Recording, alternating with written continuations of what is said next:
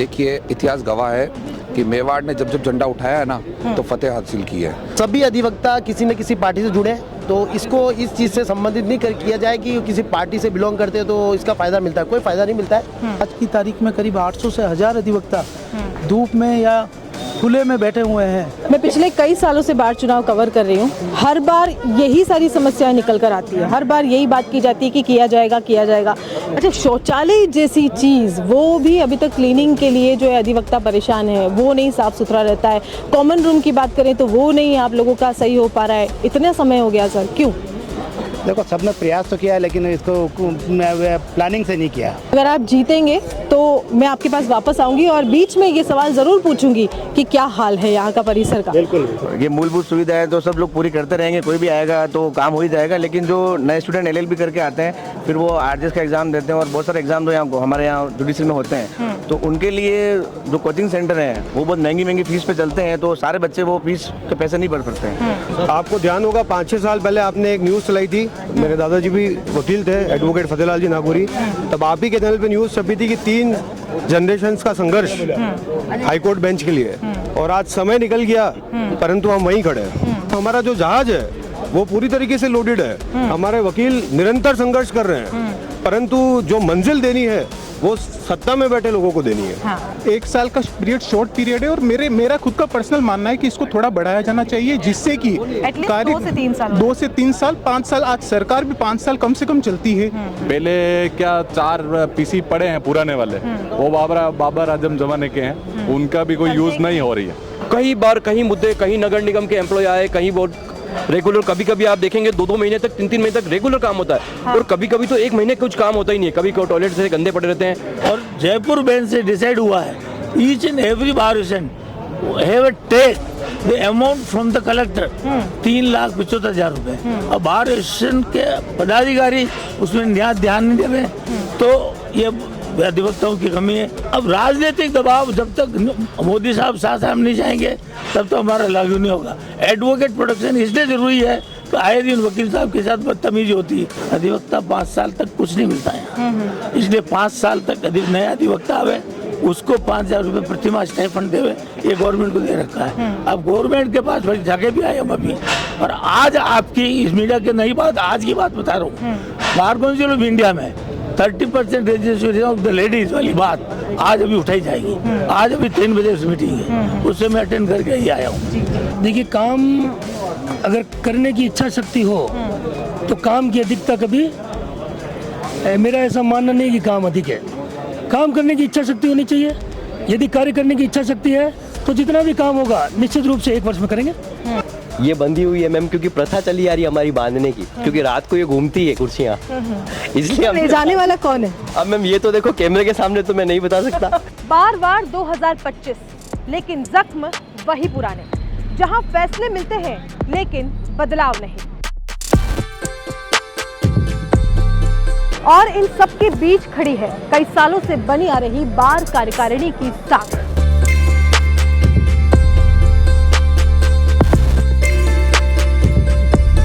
बारह दिसंबर को चुनाव घोषित है, सभी प्रत्याशी मैदान में हैं, लेकिन इस चुनावी शोर के पीछे उदयपुर की एक आवाज, 44 साल पुरानी टीस, और वो है हाई कोर्ट बेंच की मांग, जो सरकारों के वादों में तो दिखी लेकिन फैसलों में कभी नहीं उतरी।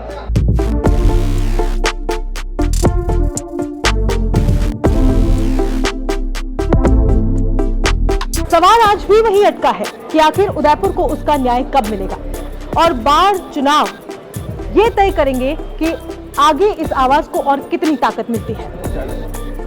नमस्कार, राम राम, खम्मा गणी, राम राम साहब, मैं हूं कृतिका और आप देख रहे हैं हमारी खास पेशकश बार 2000।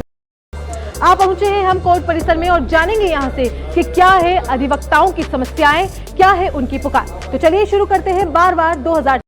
तो बार 2025 लेकर हम आपके सामने मौजूद हैं और अभी इस वक्त हम अदालत के बरामदा जिसे कहा जाता है, जो नीम का चौक है, उसमें हम लोग मौजूद हैं और कई सारे अधिवक्ता हमारे साथ हैं और आइए उनसे बात करते हैं। आपका नाम बताएं।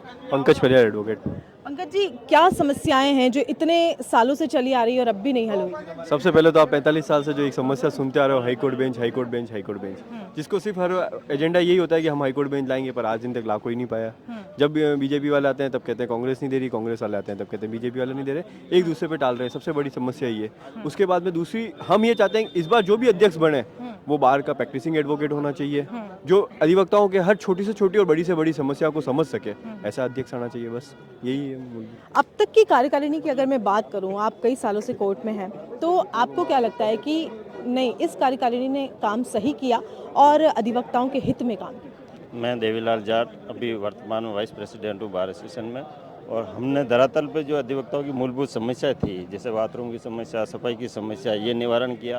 प्लस हाई कोर्ट के संबंध में भी हमने जो 2-4 साल से आंदोलन मतलब शिथिल पड़ा हुआ था, आंदोलन तो चल रहा था हमारा, कागजी कार्रवाई भी चल रही थी, लेकिन जो उग्र रूप होना चाहिए तो जो नहीं था, जो इतना उग्र तो हर बार ही होता है सर। नहीं सर, इस बार जो हमने आंदोलन किए, कलेक्टिव पे धरने दिए, हर मंत्री जो सरकार में है, चाहे बीजेपी का हो, कोई भी उदयपुर आया उनका घेराव किया, और नरेंद्र मोदी की बांसवाड़ा में सभा थी, वहाँ तक के लिए हमने प्रस्थान किया था। मैं खुद फिर आसपुर तक गया था, आसपुर तक हमें गिरफ्तार किया, हमने ज्ञापन दिए, तो हमारी बात जयपुर नहीं दिल्ली तक पहुंचाई हमने इस बार।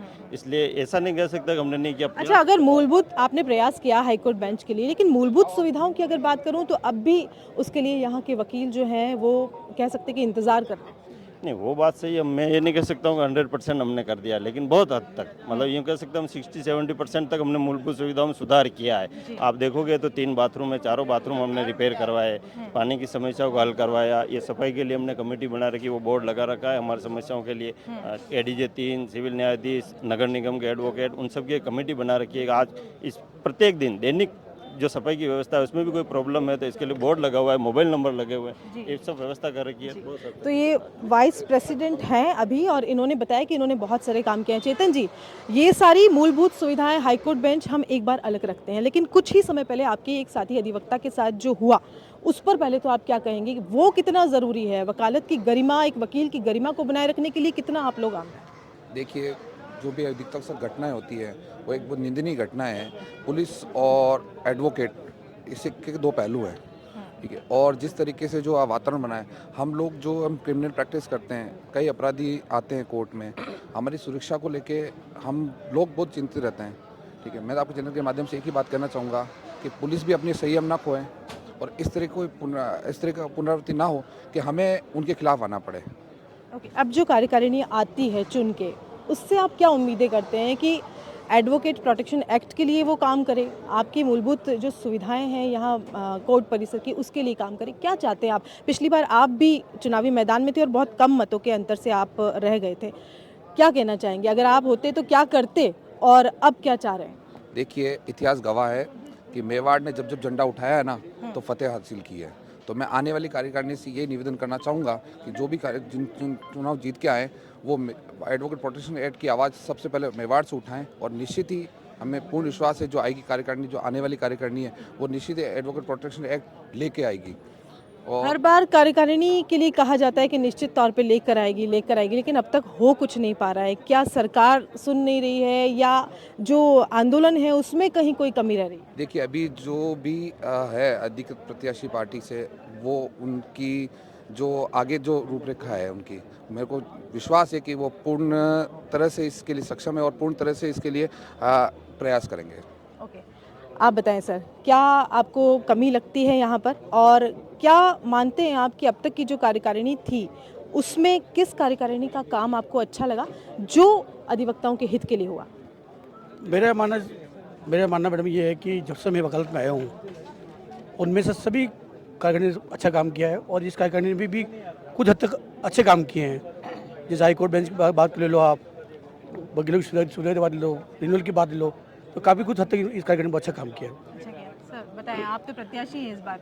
तो मैं तो ये कहूँगा सभी कार्यकारिणी अच्छा काम किया, सब प्रयास करते हैं। प्रयास करने के बाद में उसका फल की हम चिंता करते नहीं है, और प्रयास ऐसे करते हैं कि पूरे राजस्थान में एक सी आग लग जाती है कि वो बोलते हैं यार ये काम बहुत बढ़िया करते हैं मेवाड़ वाले, इसलिए हमारे मेवाड़ का नाम है। तो मेवाड़ की आग ऊपर तक क्यों नहीं पहुंच रही है? अब तो डबल इंजन की है, और अब जो आपके प्रत्याशी हैं वो भी सुनने में आया कि बीजेपी पार्टी से मतलब उनका है ताल्लुक रखते हैं वो, तो अब तक क्यों नहीं पहुंच पा रही आवाज़, और आगे क्या होगा? सभी अधिवक्ता किसी न किसी पार्टी से जुड़े हैं, तो इसको इस चीज़ से संबंधित नहीं किया जाए कि किसी पार्टी से बिलोंग करते हैं तो इसका फ़ायदा मिलता है। कोई फ़ायदा नहीं मिलता है।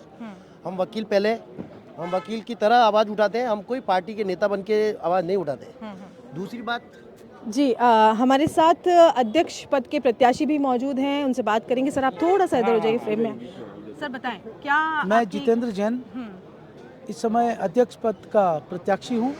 यहाँ पे हमारे बार एसोसिएशन के चुनाव जो होने वाले हैं उसमें सबसे प्रमुख जो हमारी इस कोर्ट की प्रीमाइसेस में जो अधिवक्ताओं के बैठने की समस्या है, आज की तारीख में करीब 800 से 1000 अधिवक्ता धूप में या खुले में बैठे हुए हैं। मेरा प्रयास रहेगा कि हमारे रेंट कंट्रोल की बिल्डिंग के पास में खाली ज़मीन पड़ी है और वहाँ पे एक प्रोजेक्ट आया हुआ है जहाँ पे चैम्बर निर्माण और शेड्स बन सकते हैं, और खाली परिसर जहाँ कहीं भी इसमें उपलब्ध है वहाँ पे टीन शेड का निर्माण कराने की प्रयास रहेगा।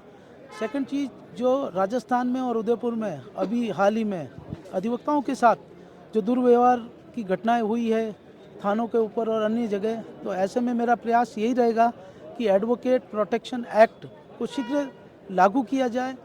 सेकंड, यहाँ पे पार्किंग की समस्याएं हैं, शौचालय की समस्याएं हैं, गर्ल्स वुमेन कॉमन हॉल की समस्याएं हैं, और अभी जो नए बच्चे। एक सवाल है सर मेरा, मैं पिछले कई सालों से बार चुनाव कवर कर रही हूँ, हर बार यही सारी समस्याएं निकल कर आती है, हर बार यही बात की जाती है कि किया जाएगा। क्या कारण है कि ये मूलभूत जो इंफ्रास्ट्रक्चर को लेकर, किसी भी इंफ्रास्ट्रक्चर को लेकर बहुत ज़रूरी होता है, उसकी बुनियादी ढांचा अगर कहें तो वो ये सब मिलकर होता है, वो अभी तक पूरी नहीं हो पा रही है। इसका मुख्य कारण है कि यहाँ पे पिछले 4-5 साल से 1000 नए अधिवक्ता है और हमारा प्रीमाइसेस वही है। तो ऐसे में हमें जो रिसोर्सेज है उसी के अंदर काम करना पड़ता है। हमारे पूर्व अध्यक्षों द्वारा काफ़ी काम किए गए और हमारा यही प्रयास रहेगा कि जो नए अधिवक्ता आए हैं उनके लिए भी बैठने की सुचारू व्यवस्था हो। और फर्स्ट थिंग, जो अभी नए अधिवक्ता आए हैं, हमारे AIB का जो सेंटर है वो जोधपुर और जयपुर दे रखा है, और नए बच्चों को वो उस एग्ज़ाम क्लियर करने के लिए जयपुर और जोधपुर जाना पड़ता है। कई जने इंदौर जाते हैं, कई जने अहमदाबाद जाते हैं। तो ऐसे में हमारा ये प्रयास रहेगा कि हम AIB का सेंटर उदयपुर में लाएं, क्योंकि उदयपुर भी शिक्षा की नगरी है, यहाँ पे सभी एग्ज़ाम हो रहे हैं। तो उन बच्चों के लिए AIB के सेंटर के लिए मैं पूरा प्रयास करूँगा। और मेरा एक ही प्रयास है कि अधिवक्ता हित सर्वोपरि, एडवोकेट के जो हित है सर्वोपरि रहने चाहिए, और उनके हित के लिए लड़ाई करेंगे। और हाईकोर्ट बेंच जो विगत 44 वर्षों से जो मुद्दा है, हमारी पूर्व कार्यकारिणी संघर्ष समिति द्वारा पूरे प्रयास किए जा रहे हैं, परंतु कहीं न कहीं हमें सफलता नहीं मिली है। हमारा प्रयास रहेगा कि हाईकोर्ट बेंच या वर्चुअल बेंच या सर्किट बेंच आए, और इसके साथ ही आज जो नए अधिवक्ता आए हैं, rate, DRT, tribunals, revenue board की स्थायी बेंच यहाँ पर आए, इसके लिए पूरा प्रयास करेंगे ताकि अधिवक्ताओं को अधिक से अधिक रोजगार मिल सके। ठीक है सर, आप भी दावेदार हैं, क्या कहना चाहेंगे, क्या विज़न आप रखते हैं, और अगर आप जीतें तो अगले 100 दिन का आपका क्या एजेंडा रहेगा?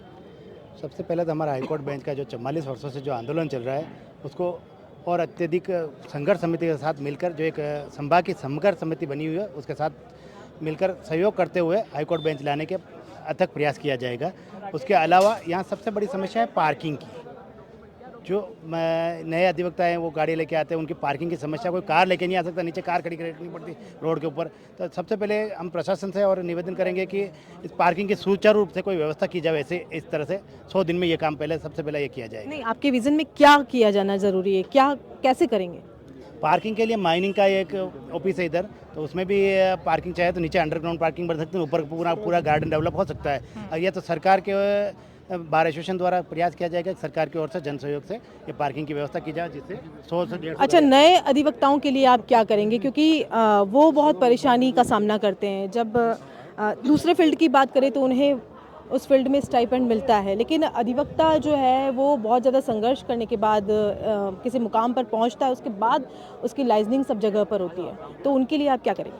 जो नए अधिवक्ता हैं उनको स्टाइपेंड के लिए सरकार और बार काउंसिल दोनों को हम कहेंगे और लिखेंगे कि उनको दोनों को स्टाइपेंड की व्यवस्था की जाए। जो अधिवक्ता है उसे कम से कम 5 से लगाकर 15,000 रुपये स्टाइपेंड दिया जाए, ताकि वो अपना एक बार सर्वे कर सके।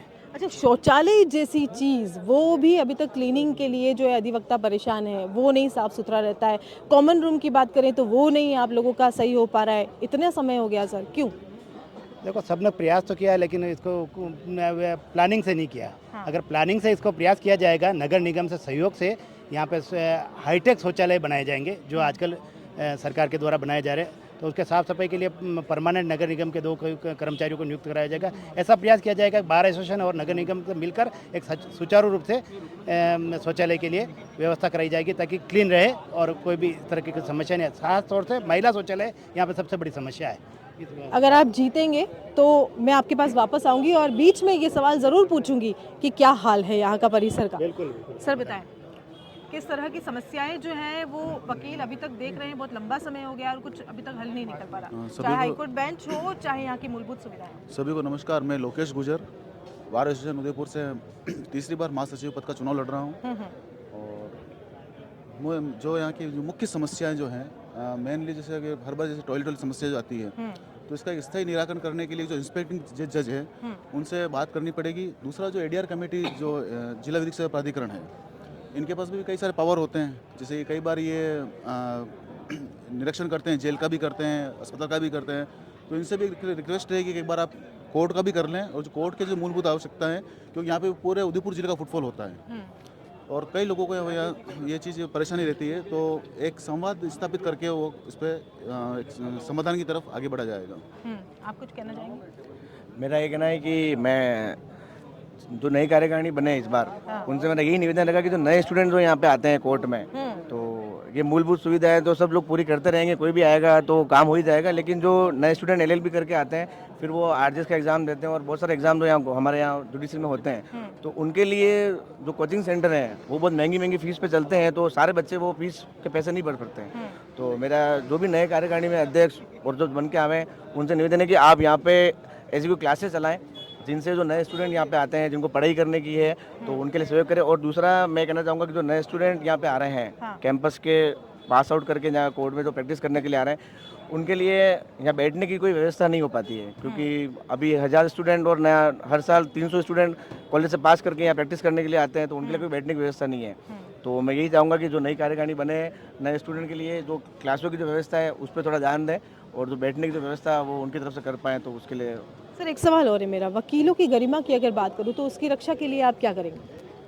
मैडम, जितने भी पूर्व अध्यक्ष हैं, जितने भी पूर्व महासचिव हैं, सभी ने वकीलों की डिग्निटी के लिए काम किया है और बार एसोसिएशन उदयपुर हमेशा वकीलों की डिग्निटी के लिए लड़ती आई और लड़ती रहेगी। और आगे भी हम भी जो भी पूर्व अध्यक्ष है उनसे राय करके जहाँ पे भी लगा कि जहाँ अधिवक्ता कमजोर हो रहा है वहाँ उसको हम सपोर्ट करते हैं। और बार एसोसिएशन उदयपुर अपने आप में एक सुरक्षा कवच है, अगर कोई भी अगर जो बार एसोसिएशन उदयपुर का सदस्य है इसका मतलब वो सिक्योर है। आपकी क्या क्या परेशानी? कृतिका जी नमस्ते, एडवोकेट वैभव नागौरी। आपको ध्यान होगा 5-6 साल पहले आपने एक न्यूज़ चलाई थी, मेरे दादाजी भी वकील थे, एडवोकेट फतेलाल जी नागौरी, तब आप ही के चैनल पे न्यूज़ छपी थी कि 3 जनरेशंस का संघर्ष हाईकोर्ट बेंच के लिए, और आज समय निकल गया परंतु हम वहीं खड़े हैं। तो मुझे लगता है कि ये उसी प्रकार से जिस प्रकार से एक जहाज समुद्र के बीच में चला जाता है, परंतु यदि मंजिल नहीं हो तो वो जहाज कितना भी काबिल हो, कितना भी लोडेड हो, परंतु वो अंततः डूब जाएगा। तो यहाँ के जो हमारा जो जहाज है वो पूरी तरीके से लोडेड है, हमारे वकील निरंतर संघर्ष कर रहे हैं, परंतु जो मंजिल देनी है वो सत्ता में बैठे लोगों को देनी है और वो देना नहीं चाहते। और इंग्लिश में एक वर्ड है कि पॉलिटिकल विल पावर, तो मुझे लगता है कि पॉलिटिकल विल पावर, राजनीतिक इच्छा शक्ति की पूरी तरीके से कमी है और वो कमी बरकरार रखना चाहते हैं। वो दूसरे को नाराज नहीं करना चाहते, इस अंचल को नाराज नहीं करना चाहते, परंतु मेवाड़ी को हर आदमी नाराज करने को तैयार है, क्योंकि मेवाड़ी बोला आदमी है तो हर आदमी नाराज करने को तैयार है। परंतु जिस दिन मेवाड़ के लोग जाग गए, उस दिन सत्ता वाले लोगों को अगर नाराज कर दिया तो दर दर भटकेंगे और फिर मुंह की खानी पड़ेगी और इस जहाज को मंजिल देनी पड़ेगी। तो मेरा यही कहना है मैडम कि समय बहुत निकल गया है, अब हमें भी एक आवाज़ उठानी पड़ेगी और इन सत्ता में बैठे लोगों को बताना पड़ेगा कि मेवाड़ी को आप नाराज करके आप समझोगे कि भोले लोग हैं, तो भोले का तो भगवान होता है मैडम। तो कभी ना कभी मुझे लगता है कि अब इस आंदोलन को एक बहुत बड़े रूपरेखा के तौर पे हमें तैयार करना है और बार एसोसिएशन के समस्त वकील जी जान लगा रहे हैं और इसमें लगे रहेंगे मैडम। से बात करके मुझे बहुत अच्छा लगा, एक एनर्जी आपकी बात में। कहते हैं कि युवा देश का भविष्य है, लेकिन यहाँ के युवाओं की रक्षा कौन करेगा, कैसे करेगा? मैडम यहाँ के युवाओं की रक्षा का जो भार उठाना है वो जो हमारे गार्जियन है, हर समाज में एक गार्जियन होते हैं। हमारे अधिवक्ता आप देखेंगे तो आपको 80 साल के 85 साल के अधिवक्ता भी आज दिखेंगे। मेरे खुद के ग्रैंडफादर 1977 में अध्यक्ष रहे एडवोकेट फतेलाल जी नागौरी साहब। 90 साल तक ये सब अधिवक्ता उसके गवाह हैं। 90 साल की उम्र तक भी वो प्रतिदिन कोर्ट आते थे और सब छोटे भाइयों का और सबको साथ लेकर चलते थे। तो ये हमें हमारे समाज में जितने भी वरिष्ठ अधिवक्ता हैं, युवा अधिवक्ता हैं, हम सब तैयार हैं। हमारे छोटे भाई बहन आप देखेंगे संख्या बहुत तेजी से रूप से आ रही है। तो मेरा ये आग्रह रहेगा कॉलेजों में बैठे जो लोग हैं कि आप सबसे पहले जितने भी डीन हैं मैं उन्हें एक सजेशन देना चाहता हूँ कि लॉ में एक बहुत बड़ी चीज़ की कमी है कि प्लेसमेंट कहीं नहीं है। तो जो बच्चे नए बच्चे आना चाहते हैं वो कई बच्चे अच्छी जगह पढ़ते हैं परंतु वो आ नहीं पाते हैं।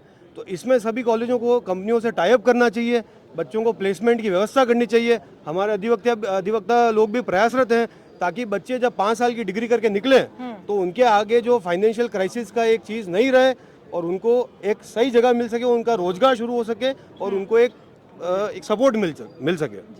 बताएं, अपना नाम बताएं। एडवोकेट जगदीश डांगे। जगदीश जी, वर्तमान कार्यकारिणी ने कितना काम किया आप लोगों के लिए? कार्यकारिणी हर बार ही आती है मैडम और कुछ काम अच्छे किए हैं, कुछ खराब भी किए हैं। जैसे बहुत सारे एडवोकेट उनसे नाराज भी हैं।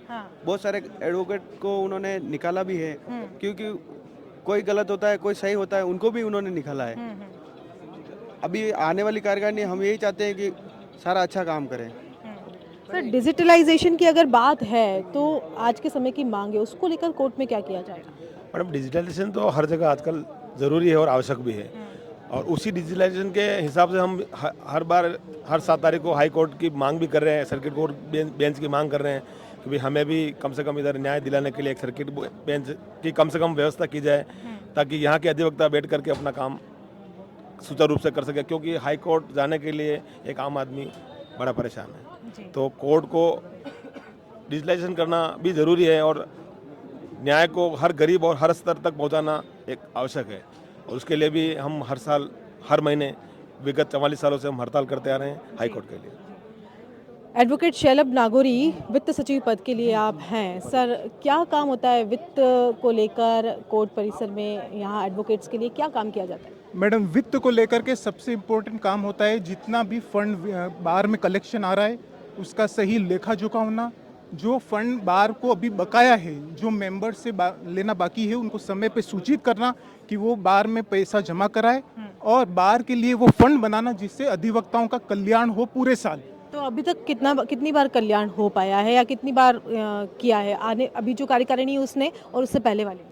मैडम, कल्याण का कार्य ऐसा है जो निरंतर चलता रहता है और बार की कार्यकारिणी का काल 1 साल ही होता है। तो 1 साल में जितना भी जो कार्यकारिणी कर सकती है उसके संभव होता है वो करती रहती है। आने वाली कार्यकारिणी भी उसको आगे बढ़ाती है। आपको लगता है 1 साल बहुत शॉर्ट पीरियड है? 1 साल, जी, 1 साल का पीरियड शॉर्ट पीरियड है और मेरा खुद का पर्सनल मानना है कि इसको थोड़ा बढ़ाया जाना चाहिए जिससे कि कार्य 2 से 3 साल 5 साल, आज सरकार भी 5 साल कम से कम चलती है और जो जस्टिस भी नियुक्त होते हैं वो भी कम से कम एक उनके रिटायरमेंट की एज होती है। 1 साल का कार्यकाल बहुत कम समय होता है, इसे बढ़ाना चाहिए ताकि जो भी कार्यकारिणी आए उसको पूरा मौका मिले और वो जो भी अपनी योजनाओं के लिए कहते हैं उनको पूरा करें। अच्छा, वित्त को बढ़ाने की अगर मैं बात करूं एडवोकेट के लिए तो उसको लेकर आप क्या प्रयास करेंगे? सबसे पहला मेरा कार्य होगा मैडम कि जो नए स्टूडेंट्स आ रहे हैं उनको जोड़ना और जिन एडवोकेट्स की फीस बाकी है उनको बुला करके समय पे फीस जमा कराना ताकि किसी का बकाया न रहे और फंड बढ़े। ठीक है, आप बताएं सर, क्या समस्याएं हैं यहाँ की कोर्ट की? मैडम, अगर मैं कोर्ट में वकीलों के रवैया देखूं नज़रिए से तो मेरे हिसाब से सबसे बड़ी समस्या जो है वो यहाँ पे बार लाइब्रेरी जो है वो सुविधाजनक नहीं है। उसमें इतनी सुविधा नहीं है बार की लाइब्रेरी में कि अधिवक्ता अच्छे से बैठ के उसकी अच्छे से वहाँ पे अपना स्टडीज कर सके। डिजिटलाइजेशन नहीं है बार की लाइब्रेरी में। पहले क्या 4 पीसी पड़े हैं पुराने वाले, वो बाबर आजम जमाने के हैं, उनका भी कोई यूज़ नहीं हो रही है, उनका भी कोई यूज़ नहीं हो रहा है मतलब क्योंकि जी।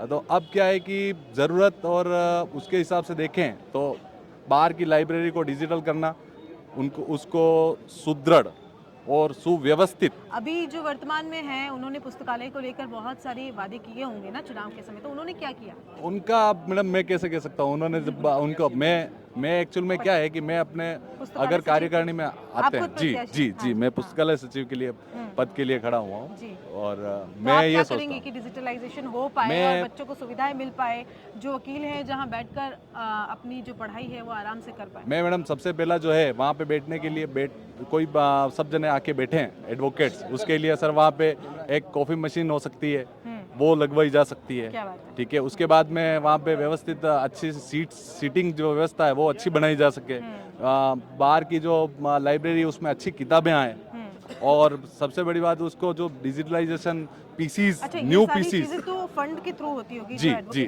तो ये सब चीजों के लिए क्या फंड हो पाएगा?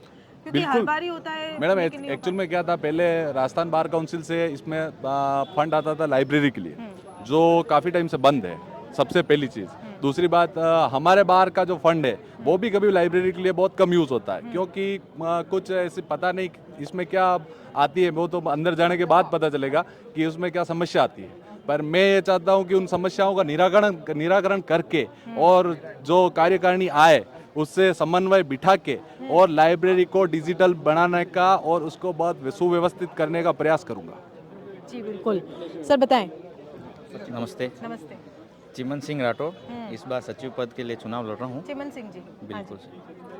मैं पहला यही काम है कि यहाँ सबसे पहले मैं पोस्ट ऑफिस चालू करूँ। पोस्ट ऑफिस 2 साल से बंद है, फर्स्ट काम मेरा यही रहेगा। क्या नाम है? और बाकी जो भी एक महिला कॉमन रूम की भी मेरे नज़र में आ रही है कि सबसे मिल रहे हैं, तो माताएं बहनें भी कह रहे हैं, उसके लिए भी हम जो भी कार्यकारिणी आएगी उनसे मिल के साथ रह के ये काम भी हम कराएंगे। तो कॉमन रूम के लिए तो कह रहे हैं ना, ये कॉमन रूम तो बना हुआ है, उसका यूज़ नहीं हो रहा है, तो उसके लिए आप हम देखना चाहेंगे इस बार कॉमन रूम। हमें अगर आप लोग थोड़ा सा करें तो हम लोग देखेंगे। लाइब्रेरी के ऊपर जो एक कॉमन रूम बना हुआ है जिसका यूज़ खाली एक वेस्ट भर के रखा हुआ है, और तो इसके अलावा खुला रहता है या लॉक रहता है उसका लॉक लगा रहता है मैम, और उसका कोई उपयोग नहीं कर पाता है, क्योंकि वो महिलाओं के पास चाबी रहने चाहिए, चाबी कार्यकारिणी के पास जमा रहती है। जी जी जी। महिलाओं के लिए कॉमन रूम की दिक्कत बहुत समय से है, क्या मैम क्या कहेंगे उसके लिए? जी हाँ, हम सारी महिलाएं इस बात को बहुत दिक्कत महसूस करती हैं कि कॉमन रूम नहीं है हमारे बैठने के लिए, फ्री टाइम जब हो तो हम साथ में बैठ सकें। हमारे लिए वॉशरूम की व्यवस्था ढंग से नहीं है, और हम आने वाली कार्यकारिणी से मेन यही चाहेंगे कि वो नई कार्यकारिणी जो भी आए वो कॉमन रूम की हमारे लिए व्यवस्थाएं करे, और गर्ल्स के लिए स्पेशली वॉशरूम की और इनकी सबकी सुविधाएं प्रदान करें, और वकीलों के हमारे हित के लिए जो भी आए वो काम करें। महिलाओं को आमतौर पर क्या समस्याएं हैं? अगर मैं एज अ फीमेल एडवोकेट आपसे पूछूं तो क्या परेशानियां हैं जो आप तब से लेके अब तक फेस कर रही हैं और हल नहीं हो पाई? मेन प्रॉब्लम हमारी कॉमन रूम की है, जो हल नहीं हो पाती है।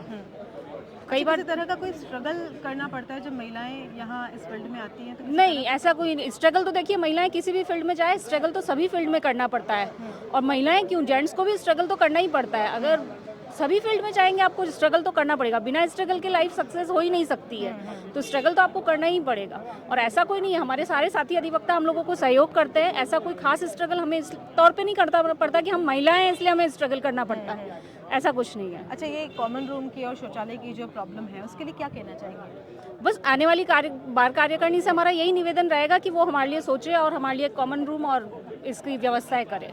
अभी बार काउंसिल ऑफ राजस्थान ने महिलाओं को अभी चुनाव बार काउंसिल चुनाव में 33% आरक्षण दिया है कि अब 33% सीट जो है उनके लिए बार काउंसिल चुनाव होने जा रहे हैं, उसमें 33% महिलाओं के लिए लागू कर दिया गया है, तो ये है ही एक बहुत बड़ी बात है। क्या कहेंगे सर? मैं कपिल चौधरी वित्त सचिव का प्रत्याशी हूँ, और वित्त ही तो है जो सब चीजों की समस्याओं का निराकरण कर सकता है, उसको लेकर क्या करेंगे आप? मैं बताऊंगा ना, मेरे बहुत सारे मैंने सोच रखे हैं। अगर मैं कार्यकारिणी में आता हूँ तो मैं प्योर प्रैक्टिशनर एडवोकेट हूँ, मैं 10 से 5 की वकालत करता हूँ। इससे मैं जो फेस करता हूँ सारे अधिवक्ता फेस करते हैं, क्योंकि मेन प्रॉब्लम देखो सबसे ज़्यादा प्रॉब्लम होती है कैंटीन की।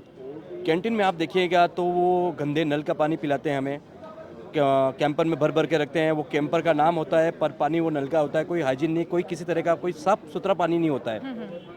रही बात चाय की, चाय में भी वही डिस्पोजल वगैरह, वही गंदा चाय डिस्पोजल, वही गंदे कप वगैरह।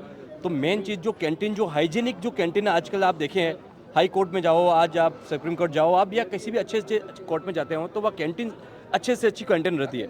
यहाँ हमारे यहाँ सबसे मेन मुद्दा है कैंटीन का। और देखी जाए और बात यहाँ पार्किंग की, आप देख ही रहे हैं, गाड़ी रखने की जगह नहीं है कई सारी। देखिए आज गाड़ियाँ वकील लोग सारे वहाँ रजिस्टर ऑफिस के वहाँ गाड़ी रख के आधा किलोमीटर चल के आते हैं। तो कई सारे मुद्दे हैं। इन मुद्दों को अगर मैं कार्यकारिणी में चुन के आता हूँ तो मैं अध्यक्ष और महासचिव के साथ मिलके जो निर्देशन उनका जो वो निर्देश जैसा करेंगे वैसा मैं काम करूँगा। और मैं सभी अधिवक्ताओं से ये प्रॉमिस करता हूँ कि वो जैसा चाहते हैं उनके सारे जो गलत जितने जो मुद्दे बने हुए हैं उन सारे मुद्दों को मैं सुचारू रूप से अधिवक्ताओं के हित में काम करूं। नए अधिवक्ताओं के लिए क्या करेंगे वित्त को लेकर? मैं नए अधिवक्ताओं के हित के लिए मैंने सोच रखा है कि कई सारी मुद्दे हैं। मैं जैसे आज नए अधिवक्ता आते हैं तो जो हमारे बार ऑफिस से हमें एक वकालतनामा मिलता है, आज की तारीख में 160 रुपीज़ का है। हाँ। और वो वकालतनामा हमारे वकीलों की जेब से नहीं है, वो क्लाइंट्स के जेब से मंगाएंगे। तो वो वकालतनामा उसको 300 रुपये करें और लास्ट मोमेंट अगर कोई जूनियर वकालतनामा परचेस करके लेके आता है तो शेष रिमेनिंग जो अमाउंट होता है वो पर डे का उनका जो 2 वकालतनामे या 3 वकालतनामे जो भी परचेस करते हैं क्लाइंट के नाम से, तो उनका जो शेष रिमेनिंग अमाउंट होता है वो मैं जूनियर्स को मैं प्रोवाइड करूँ, ये मैंने सोच रखा है। अच्छा, वित्त को बढ़ाने के लिए क्या क्या कोशिशें करनी जरूरी है? वित्त को बढ़ाने के लिए वित्त तो ऑलरेडी खूब सारा बार एसोसिएशन उदयपुर में वित्त की कोई समस्या नहीं है। नहीं कोई समस्या नहीं। वित्त तो नहीं, शौचालय में हम नगर निगम से आते हैं पर टेम्परेरी रूप से कभी आते हैं कभी नहीं आ पाते हैं, रेगुलर रूप से सभाएं नहीं हो पाती है। कई बार कहीं मुद्दे, कहीं नगर निगम के एम्प्लॉय आए, कहीं बोर्ड रेगुलर, कभी कभी आप देखेंगे 2-2 महीने तक 3-3 महीने तक रेगुलर काम होता है। और कभी कभी तो 1 महीने कुछ काम होता ही नहीं है, कभी टॉयलेट से गंदे पड़े रहते हैं। तो वित्त की कोई समस्या नहीं है, वित्त तो बहुत सारा है, पर वित्त को कैसे यूज लेना है उसके लिए मैं काम करूंगा, मैंने सोच रखा है। अच्छा, हाँ। देखो, आप बार बार टॉयलेट की बात कर रहे हो तो टॉयलेट वाली में समस्या ये आ रही है कि यहाँ पे सफाई कर्मी सही टाइम से नहीं आते। और क्यों नहीं आते? यहाँ पे ऑटोमेटिक मशीन की ज़रूरत है, जहाँ पे जो आपने देखा होगा सेलिब्रेशन मॉल में जैसे टॉयलेट्स हैं वैसे चाहिए, जहाँ पे आपको बार बार सफाई कर्मी की जरूरत नहीं पड़ती है। तो इन चीज़ों को हम लेकर आएंगे, मूलभूत सुविधा में वो चाहिए। दूसरी सुविधा यहाँ पे NI कोर्ट से, जहाँ पे बहुत ज़्यादा होता है, क्लाइंट्स भी साथ में जाते हैं तो लिफ्ट बंद हो जाती है बार बार, क्योंकि बोझ पड़ता है कि लोग सब घुसना चाहते हैं। तो उस सुविधा में कोई नहीं देख रहा, वकील को समस्या वहाँ आ रही है। असली सुविधा तो वहाँ चाहिए कि लिफ्ट वाले बोझ कम करो, जो कोर्टें ज़्यादा काम करती है उनको नीचे लाओ और जिनमें काम कम है वो ऊपर ले जाओ। दूसरी सुविधा, अभी जिला विधिक प्राधिकरण, वहाँ पे वो कहते हैं कि वकील की जरूरत नहीं है। हमारा सारे वकीलों का काम जिला विधिक प्राधिकरण और पुलिस वाले मिलके खा रहे हैं, उसको उस और कोई ध्यान नहीं दे रहा। वकीलों का काम खत्म होता जा रहा है। जिला विधिक प्राधिकरण के लिए वकील की जरूरत नहीं है, कल को वकील भी नहीं दिखेंगे। हमको वो चीज़ें वापस लानी है। वकील जरूरी है, न्याय के लिए जरूरी है। आप यहाँ पे फ्री का वकील देकर अपराध बढ़ाने का काम कर रहे हैं। हम उस अपराधियों को भी हम जो भी सजा दिलाने तो दिलाएंगे, हम दोनों तरफ पक्षों से होते हैं। तो हम यही जी तो वकीलों की गरिमा की रक्षा की यहाँ पर बात की जा रही है। हालांकि समस्याएं तो आज भी वही हैं, परेशानियां आज भी वही है और हर बार कार्यकारिणी आती है और इसी तरह की बात जो है करती है। सीनियर एडवोकेट रतन सिंह जी, राव रतन सिंह जी हमारे साथ मौजूद हैं, उनसे बात करेंगे। सर, आप तो काफ़ी समय से वरिष्ठ अधिवक्ता के रूप में पहचान रखते हैं सर। अगर मैं बात करूं समस्याओं की तो तब से लेकर आज तक वही प्रश्न हैं, वही सवाल खड़े हैं और वही खड़े हैं सर। मैं मीडिया का धन्यवाद अर्पित करता हूं दिल से, और अधिवक्ताओं की कठिनाइयों पे जो आपने ध्यान दिया इसके लिए विशेष रूप से अभिनंदन आपका। हमारे बार काउंसिल ऑफ राजस्थान में जो अधिवक्ताओं की संख्या बढ़ रही है दिन ब दिन, आज 1,31,000 एडवोकेट्स हैं। अभी हर बार एसोसिएशन में BCI द्वारा ये दिया गया है कि हर फ्राइडे ऑफ दिसंबर को चुनाव होंगे। बार एसोसिएशन के अलग अलग कॉन्स्टिट्यूशन है, उसमें 1 साल में भी करा सकते हैं, 2 साल में भी करा सकते हैं, ये डिपेंड है ऑन बार एसोसिएशन। अब आपने जो बात कही उसी पर आ जाता हूँ मैं। बार काउंसिल ऑफ राजस्थान और बार काउंसिल ऑफ इंडिया अधिवक्ताओं की हर सुविधा देने की कोशिश कर रही है, और जयपुर बेंच से डिसाइड हुआ है each and every bar association have take the amount from the collector 3,75,000 रुपये। अब बार एसोसिएशन के पदाधिकारी उसमें ध्यान नहीं दे रहे, तो ये अधिवक्ताओं की कमी है, अपने संघ की कमी है। उसमें एक उसी बार हूँ जो कठिनाइयों के बारे में कह रहा, infrastructure, purified water, litigant shed, chamber, ये सब मुहैया कराएंगे। पार्किंग तो each and every court of the Rajasthan, जैसे चित्तौड़ की कोर्ट बनी है, नहीं बनी है, उसमें पार्किंग भी है, चैम्बर्स भी है, अच्छी है। और ऐसे ये भी सामराज्य गया, वहाँ पे भी अच्छी कोर्ट बनी हुई है, अच्छे इजलास है, एडवोकेट बैठने के चैम्बर्स भी है। कम है एडवोकेट्स की सर, इस वजह से संख्या कम है एडवोकेट्स की। उदयपुर का जो कोर्ट है, उदयपुर में जब मैं 1982 में सनद ली तब थे 356 और आज है 3400। तो परिसर छोटा पड़ रहा है अब। परिसर छोटा पड़ रहा है, इसके लिए राजस्थान हाईकोर्ट ने लैंड भी देख रखी है बलीचा के उधर, वो परंतु एक लिटिगेंट जी हाँ। वहाँ जाएगा, नेशनल हाईवे और ये हार्ट ऑफ सिटी, यहाँ लो में अप्रोच करने में कितनी बढ़िया बात है। अभी तो महिला आ सकती है, बुजुर्ग आ सकते हैं, और जो लिटिगेंट है उनको आने में सुविधा है। यहाँ पे हॉस्पिटल बाद में है, पास में है, और यातायात के लिए वो सब सुविधाएं हैं, सिटी बस है, सब है। तो ये हार्ट ऑफ सिटी है, कोर्ट तो यहाँ रहेगा ही रहेगा। परंतु अगर हमारे हाई कोर्ट बेंच आती है, जिसके लिए हम 45 साल से प्रयास कर रहे हैं, तो वो हाई कोर्ट बेंच आए तो हम वो जमीन भी एलोट करा करके कुछ कोर्ट्स वहाँ जाएगी, बाकी कोर्ट यहाँ रहेगी। ये हमारा प्रयास है।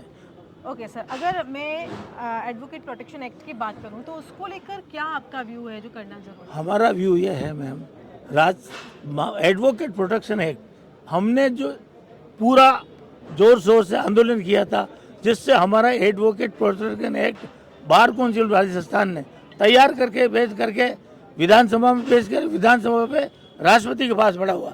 अब न्यायिक काम तो हो गया, अब राजनीतिक दबाव जब तक मोदी साहब साहब नहीं जाएंगे तब तो हमारा लागू नहीं होगा। एडवोकेट प्रोटेक्शन इसलिए जरूरी है कि आए दिन वकील साहब के साथ बदतमीजी होती है। हमारी एकता के कारण राजस्थान उच्च न्यायालय त्वरित ध्यान देते हुए उस सीआई को, जिसने अपने जोधपुर में एक अधिवक्ता के साथ में उसके महिला जूनियर साहब थी। सर उदयपुर में भी उसी के 24 घंटे बाद 24 घंटे पहले हो गई थी, उदयपुर में पहले हो गई थी, पर उसने बताया नहीं, इस वजह से जाके उसी वक्त उसको भी लाइन हाजिर किया, पर वहाँ पे सस्पेंड कर दिया गया। ये बहुत बड़ी राजस्थान उच्च न्यायालय के माननीय न्यायाधिपति को हृदय से आभार व्यक्ताओं को, हमारे अधिवक्ताओं को ध्यान दिया। वैसे ज्यादातर अधिवक्ताओं पर ध्यान नहीं दिया जाता है, हमारे को तो हर जगह पाबंद किया जाता है। इसलिए अधिवक्ता एक्ट, प्रोटेक्शन एक्ट, अधिवक्ता कल्याण कोष, अधिवक्ताओं को स्टाइफंड, बुजुर्गों को पेंशन, और फैमिली एडवोकेट की फैमिली में हस्बैंड, मदर, वाइफ, बच्चों तक सीमित करेंगे। इसमें पहले हमारे को मिनिमम 2.5 लाख मिलते थे, हमने 5 लाख करा दिए, और अब पहले इंजरी में 25 से 50 कराए, और 1 लाख रुपए सीरियस इलनेस में मिलते थे, वो 2 लाख कराए। ये किया हमने, और ईच एंड एवरी एडवोकेट को फैसिलिटी मिलती है। और यहाँ की प्रयास आप अगर लिखित में नहीं दोगे, लिखित में अपनी समस्या नहीं बताओगे, तो आपको जागरूक, इसलिए ये मेरा निवेदन खास तौर से एडवोकेट को सो मोटो अपनी पहचान बनानी है, अपनी मेहनत करनी है। अधिवक्ता 5 साल तक कुछ नहीं मिलता है, इसलिए 5 साल तक नया अधिवक्ता आवे उसको 5,000 रुपये प्रतिमाह स्टाइफंड देवे, ये गवर्नमेंट को दे रखा है। अब गवर्नमेंट के पास जाके भी आए हम अभी, और आज आपकी इस मीडिया के नई बात, आज की बात बता रहा हूँ, बार काउंसिल ऑफ इंडिया में 30% रजिस्ट्रेशन ऑफ द लेडीज वाली बात आज अभी उठाई जाएगी। आज अभी 3 बजे उस मीटिंग है, उससे मैं अटेंड करके ही आया हूँ। उसके लिए बहुत बहुत बधाई रिजवाना जी। महिलाओं को 33% आरक्षण मिल चुका है, अब 30% आरक्षण मिल चुका है। प्रयासरत है अभी, तो एक ही पहल है, ये समझ लीजिए कोशिश है। क्या कहें? सबसे पहले तो मैं धन्यवाद देना चाहती हूँ। मैं सैयद रिजवाना रिजी उपाध्यक्ष पद की प्रत्याशी हूँ, अभी चुनाव लड़ रही हूँ। और जैसा कि अभी बार काउंसिल ने कहा है कि आरक्षण मिलेगा, तो बिल्कुल मिलना चाहिए, क्योंकि हर संविधान में लिखा हुआ है जो भी चुनाव होते हैं सब में आरक्षण मिलता है। सिर्फ इसी में आरक्षण क्यों नहीं मिलता, जबकि हम कानून के रक्षक हैं, कानून के रखवाले, तो उसी चुनाव में अगर आरक्षण नहीं मिलता है तो गलत बात है, तो बिल्कुल मिलना चाहिए। तो आप अब चुनाव भी लड़ रही हैं, क्या महिलाओं को समस्याएं हैं और उनके लिए आप काम करेंगी? पहले भी आप चुनाव लड़ चुकी हैं। जी, समस्याओं का समाधान का निराकरण करना ही हमारा दायित्व होता है। समस्या तो हमेशा ही उत्पन्न होती है, लेकिन जब तक समस्याओं का समाधान नहीं किया जाएगा तब तक समस्याएं खत्म नहीं हो सकती। तो मेरा प्रयास हमेशा यही रहता है कि समस्याओं को समाप्त करूं और अधिवक्ता के हित में कार्य करूं। जी, महिलाओं के लिए क्या स्पेशल आपका रहेगा? महिलाओं के लिए जैसे कि जी बिल्कुल, महिलाओं के लिए एक स्पेशल रूम होना चाहिए जो कि हमेशा से बोला गया था कि बनाएंगे, जबकि नहीं बना। अच्छा, वो कॉमन रूम की अभी एक एडवोकेट ने हमें बताया कि कॉमन रूम अक्सर बंद रहता है, उसमें सामान पड़ा हुआ है, तो चीज़ तो है लेकिन यूज़ नहीं की जा रही। वो बिल्कुल सी मतलब इस तरीके से नहीं है जिस तरीके से होना चाहिए। कॉमन रूम का मतलब होता है कि उसके अंदर बाथरूम साथ में होना चाहिए, जबकि उसमें सिर्फ रूम बना हुआ है छोटा सा। तो मैं ऐसा रूम बनाना चाहती हूँ जो लाइब्रेरी के ऊपर जगह खाली पड़ी हुई है, तो वहाँ पर एक रूम का निर्माण किया जाए बजट पास करवा के, ताकि वहाँ पर व्यवस्थित रूप से रूम बनाया जाए। अच्छा, नई जो महिला अधिवक्ताएं आती हैं उनके लिए क्या कहेंगे आप? नई महिला कि उनको कंफर्टेबल यहाँ पर महसूस हो, उनके लिए एक विश्वास के साथ वो कदम रख सकें। हम अधिवक्ता आपस में भाई बहन का रिश्ता होता है और बिल्कुल विश्वास रखा जाए, क्योंकि अधिवक्ता कभी भी कोई गलत काम नहीं करता है। अधिवक्ता एक ऐसा पहलू है जो कानून का स्वयं रक्षक है, तो वो कभी भी महिलाओं के साथ गलत नहीं करेंगे। तो एकदम सुरक्षित महसूस करें और यहाँ पर काम करें। जी, सत्येंद्र जी सांखला हमारे साथ मौजूद हैं जो अध्यक्ष पद के इस बार उम्मीदवार हैं। सर, काम ज़्यादा है आप लोगों के पास और राजनीति के लिए समय कम है, क्या कहेंगे? देखिए, काम अगर करने की इच्छा शक्ति हो तो काम की अधिकता कभी, मेरा ऐसा मानना नहीं कि काम अधिक है। काम करने की इच्छा शक्ति होनी चाहिए। यदि कार्य करने की इच्छा शक्ति है तो जितना भी काम होगा निश्चित रूप से 1 वर्ष में करेंगे। आप अध्यक्ष पद के लिए दावेदारी कर रहे हैं सर, सबसे पहले तो आपको शुभकामनाएं उसके लिए। क्या कहेंगे, जो मूलभूत सुविधाएं हैं जो तब से लेकर आज तक हर बार हम लोग चुनाव कवर करते हैं, हर बार वही शौचालय की बात, वही समस्या, वही कॉमन रूम की समस्या, वही पार्किंग की समस्या होती है। हालांकि अधिवक्ताओं की जो संख्या है वो हर साल दर साल बढ़ रही है, लेकिन फिर भी इन चीज़ों से निजात कब तक हम लोग इंतजार करेंगे? हाईकोर्ट बेंच इंक्लूडिंग करूँ? देखिए, ये सब समस्याएं तो आप अवगत हैं, जैसे आपने बता दी। इनके लिए वर्षभर प्रयास करेंगे, इनका कैसे निदान हो उसका काम करेंगे। इसके अतिरिक्त मेरे चुनाव में 2 मूलभूत विषय रहे हैं। पहला तो ये कि जूनियर कोर्ट आएगा, खाली हाथ नहीं जाएगा, ठीक है। तो जूनियर के लिए स्टाइपेंड की व्यवस्था हो, किस प्रकार से हमारे यहाँ नए अधिवक्ताओं को जुड़ा, वकालत के पेशे से वे जुड़े हैं और लंबे समय तक यहाँ काम करें, टिक पाएँ, उसके लिए कुछ न कुछ आर्थिक कुछ न कुछ समस्याओं का निदान करना पड़ेगा। तो उसके लिए मैं कटिबद्ध हूँ।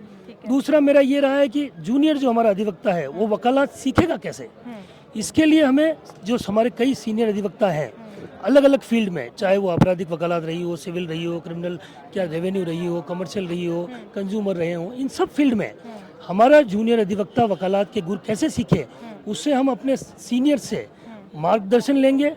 महीने में 2 कार्यशालाएं आयोजित कराएंगे और ये भी हम सामंजस्य बिठाने का प्रयास करेंगे कि जूनियर कोर्ट में ये सीखे कि सीनियर्स के साथ व्यवहार कैसा करना है और डायस के सामने किस मजबूती के साथ खड़ा रहना है। उनके पॉकेट में ज्ञान होना चाहिए, इसकी भी पूरी व्यवस्था वर्ष भर में करेंगे। जी सर, अधिवक्ताओं के लिए अगर मैं बात करूं प्रोटेक्शन एक्ट की, तो उसको लेकर क्या किया जाना ज़रूरी है? देखिए, अधिवक्ताओं का प्रोटेक्शन एक्ट के लिए पहले भी आंदोलनरत रहे हम सब, और कुछ सफलता कुछ हद तक हमें मिल भी गई थी, लेकिन किसी कारण से वो ड्राफ्ट अटक गया।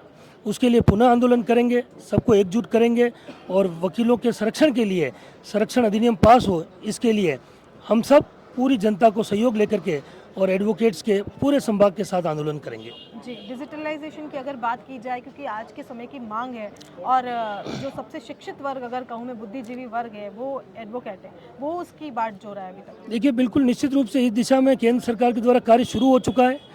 करोड़ों रुपए इस दिशा में लगाए जा चुके हैं कि डिजिटलाइजेशन हो। तो ई फाइलिंग, ई कोर्ट्स, ये सारे काम चल रहा है। आने वाले 10 वर्षों में हमको इसका परिणाम देखने को मिलेगा। जी, थैंक यू सर। सर बताएं, प्रॉब्लम्स वहीं की वहीं हैं, क्या कहेंगे? हाँ, हम यही चाहते हैं इस बार जो कार्यकारिणी आवे, आप भी इतने सालों से इंटरव्यू ले रहे हैं, सभी के ले रहे हैं, वो कि वो समस्या गिनाई जाती है, लेकिन उस पर कोई अमल नहीं किया जाता है। और जो प्रत्याशी सारे खड़े हो रहे हैं उनका यही कहना है कि हम जीतेंगे तो ये करेंगे, तो उनका फर्ज बनता है अधिवक्ता होते हुए भी उनको काम कर लेना चाहिए। और ये समस्या अगली बार आप जब किसी का इंटरव्यू लो तो ये समस्या रहे नहीं, आपके जो भी प्रश्न है वही समस्या बनी रहती है। और एक मेरा ये एक जो डिजिटल जो करने की बात है, तो कोई भी प्रत्याशी ये नहीं कर रहा हम इसके लिए अलग से अधिवक्ताओं को सिखाने के लिए कैंप लगाएंगे या नए अधिवक्ता या पुराने, हाँ अच्छा, जो पुराने हो गए हैं, जैसे कि नए तो सारे अपडेट होके आते हैं, लेकिन जो सीनियर हो गए तो उनको भी इन चीज़ों से दूरी बना रखी है, तो उनको भी जोड़ने की कोशिश होनी चाहिए। अच्छा, सीनियर्स को भी जोड़ने की कोशिश ई फाइलिंग में, इनमें क्योंकि नए तो अपडेट है सारे, लेकिन जिनकी 25 साल 30 साल की वकालत हो चुकी है तो वो इन चीज़ों से दूर हो चुके हैं, तो इनको भी जोड़ने की कोई न कोई कार्यशाला बढ़ानी चाहिए। जी, क्या कहेंगे सर? हर साल चुनाव होते हैं, हर साल वही घिसे पीटे वादे होते हैं, उन पर अमल कोई नहीं करता है। वही आज वर्ल्ड का, मैं तो यहाँ देख रहा हूँ 32 साल मेरे को भी हो गए यहाँ पे, वर्ल्ड का सबसे शांतिप्रिय, वर्ल्ड बुक ऑफ गिनीज में दर्ज होने लायक हमारा ये हाईकोर्ट बेंच का आंदोलन है। जी जी। लेकिन आज तक कोई कार्रवाई नहीं। हम आज तक कुछ भी कार्रवाई नहीं हुई। इतनी कार्यकारिणी देख ली, इतने उदयपुर से लेकर दिल्ली तक का हमने वो आंदोलन देख लिया, लेकिन कुछ भी कार्रवाई नहीं हुई। आज भी वही आंदोलन उसी जगह पर है। और राजनीतिक दबाव के कारण हाईकोर्ट बेंच नहीं आ रही है। उधर गहलोत साहब थे तो उन्होंने ये सीएमओ ऑफिस में कहा है। जब हम गए थे यहाँ से एक पूरा ग्रुप बना के, चबलो साहब, रमेश जी नंदवाना, मैं और कार्यकारिणी के अध्यक्ष वगैरह, तो वहाँ पर रघुवीर जी ने मिलाया था हमको, और वहाँ पे सीएमओ ऑफिस में उसने कहा आपकी जायज़ मांग है, मैं क्या कर सकता हूँ। मैं तो जब वकील था तो आपके खिलाफ बैठा था डोटपुर में, ये उनके वर्ड है। तो मैं कहा आप राजस्थान के जो मुख्यमंत्री हैं कि जोधपुर के हैं, तो उनको नहीं वकील साहब आपका प्रयास है। तो वही हमने बाइकाट किया, नारे लगाए, उनको बेइज्जत भी किया। रघुवीर जी को ये कहा आप नहीं उठा सकते हो तो कोई छोड़ो आप। और यहाँ पे सर्किट हाउस में गहलोत साहब को कहा मैं आप ये नहीं कर सकते हो, तो न्याय का विकेंद्रीकरण वाली बात क्यों रखते हो। न्याय विकेंद्रीकरण होना चाहिए, घर घर न्याय जाना चाहिए। हाईकोर्ट में नहीं दे रहे। और हमारा टीएसपी एरिया है, टीएसपी एरिया में साउथ में 2 हाईकोर्ट बेंच खोली है, उदयपुर में क्यों नहीं। उसका कारण एक ही है, राजनीतिक हमारा दबाव नहीं है। और हमारे यहाँ के अधिवक्ता, हमारे व्यक्ति दासवाड़ा कुशलगढ़ से व्यक्ति वहाँ जा सकता है क्या। हजारों लड़के पड़े हुए हैं जिनको न्याय नहीं मिल रहा है, और सरकार कहती है एडीआर एडीआर। एडीआर नहीं है, वकीलों को खत्म किया जा रहा है। एडीआर में क्या होता है, राजीनामा करा देते हैं। समाज में अपराध बढ़ रहा है इससे आप 300 हमारा नया एडवोकेट आया, 323 341 के मुकदमे सीखता है, उसको उन्होंने हटा दिया और उसे कमेटी बना दी कि कमेटी जाके मुकदमा दर्ज कराएगी। तो वकील किस लिए, एडवोकेट जाति को खत्म कर देना। और सरकार के नुमाइंदे, सरकार को कह रहा हूँ इस मीडिया के माध्यम से, जी सरकार के नुमाइंदों के पास हम आएंगे, लेकिन अभी सर ने बोला कि आपकी सरकार जो कहें कि मुख्य सेवक हैं, उन्होंने इस तरह की बात। देखो कहीं न कहीं न्याय व्यवस्था में जब राजनीतिक हस्तक्षेप आता है तो इस तरह की पीड़ा हर जगह आती है। तो वास्तव में जो राजनीतिक हस्तक्षेप नहीं होना चाहिए और उसका दुष्परिणाम हमारे उदयपुर और मेवाड़ की जनता भुगत रही है। इसको खुले रूप से, खुले मानसिकता के साथ सोचना चाहिए कि वास्तव में हाईकोर्ट बेंच हमारी जायज़ मांग है, यहाँ के छोटे गरीब आदिवासी और निम्न तबके के लोगों की मांग है, उसको पूरी करनी चाहिए। और उदयपुर मेवाड़ में सरकार तो कांग्रेस की भी आई, आपकी भी सरकार आई थी। सरकारें तो आती और जाती रहती है, पर कहीं ना कहीं वास्तव में राजनीतिक हस्तक्षेप का दुष्परिणाम हम भुगत रहे हैं। तो वास्तव में जनता को अपना वोट देते हुए भी इस मुद्दे को भी ध्यान में ला के सोचना चाहिए कि वास्तव में हमें जायज़ मांग के लिए कौन लड़ रहा है, कौन क्या कर रहा है। इस वक्त हम मौजूद हैं कोर्ट परिसर की कैंटीन के बाहर, जहां चाय की चुस्कियों के साथ एडवोकेट वेलफेयर की बात कही जाती है। सीनियर एडवोकेट हमारे साथ मौजूद हैं, मनोज कुमार जी। सर बहुत बहुत स्वागत है आपका बार बार में। क्या कहेंगे, कैंटीन में चाय की चुस्कियों के साथ जिस तरह से वेलफेयर की बात की जाती है और जो प्रत्याशी होते हैं वो दावे भी करते हैं, लेकिन कुछ होता नहीं है। आप तो काफ़ी लंबे समय से कोर्ट परिसर में अपने आप को रखे हुए हैं, क्या महसूस करते हैं? थैंक यू मैडम, जो आपने मुझे अपॉर्चुनिटी दी है आपके चैनल ने। I am thankful to you to have my views about this elections. Definitely canteen में जो बातें होती है कहीं नहीं हो पाती हैं। आप कोर्ट में बात नहीं कर सकते, चैम्बर में बात नहीं कर सकते, टेबल बात नहीं कर सकते, लेकिन चाय की चुस्की के साथ जो आनंद आता है और जो बातें, जो गुफ्तगू चलती है और जो किसी भी कैंडिडेट के बारे में आप कुछ भी मालूम कर सकते हैं। क्या रिकॉर्ड है, क्या इसका एजुकेशन है, क्या इसका बैकग्राउंड है, पीछे इसने क्या किया, पहले भी क्या चुनाव लड़ा है क्या इसने, और चुनाव लड़ा तो किस पोस्ट पर लड़ा और उसने क्या किया, उसका क्या कुछ अचीवमेंट है, ये सब अपने को मालूम करना चाहिए। यदि पहले चुनाव लड़ा, उसने कुछ काम किया है बार के लिए, तो डेफिनेटली ऐसे कैंडिडेट को जरूर अपने को चुनना चाहिए। और कई कैंडिडेट केवल आते हैं, चुनाव लड़ते हैं, चले जाते हैं। कई कैंडिडेट्स को मैंने देखा है जनरल सेक्रेटरी भी हैं, वो प्रेसिडेंट के लिए भी कोशिश कर रहे हैं, लेकिन they are never turn up in the court premises. आते ही नहीं, चुनाव लड़ के चले जाते हैं। अच्छा, यहाँ वादे तो बड़े बड़े होते हैं, मैंने देखा। यहाँ की कैंटीन तो ठीक है, चलो आपके टॉयलेट्स देख लो, सड़क देख लो, रोड देख लो, इतने गंदे पड़े हैं, थूकते हैं, गंदगी करते हैं। ये एक सवाल है मेरा कि क्या ये जो गंदगी और ये सब है, ये बाहर का काम नहीं है, ये तो निगम का काम है ना सर? आपका कहना बहुत सही, लेकिन निगम की आंख कौन खोलेगा?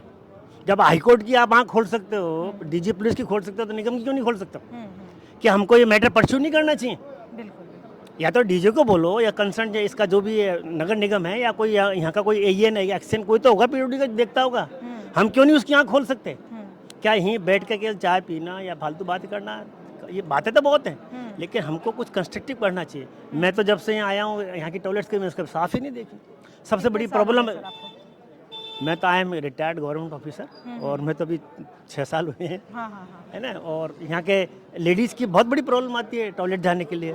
कई लेडीज काम करके चली जाती हैं, नहीं रुक पाती हैं। टॉयलेट्स बहुत गंदे हैं यहाँ पे, ऑफिस सड़क इतनी गंदी है यहाँ पे, रोड से गंदी है, तो इसलिए इस सबको रोकना चाहिए जो हर साल। सर आपको 6 साल हो गए यहाँ पर, कम से कम 6 कार्यकारिणी तो आपने भी देखी है।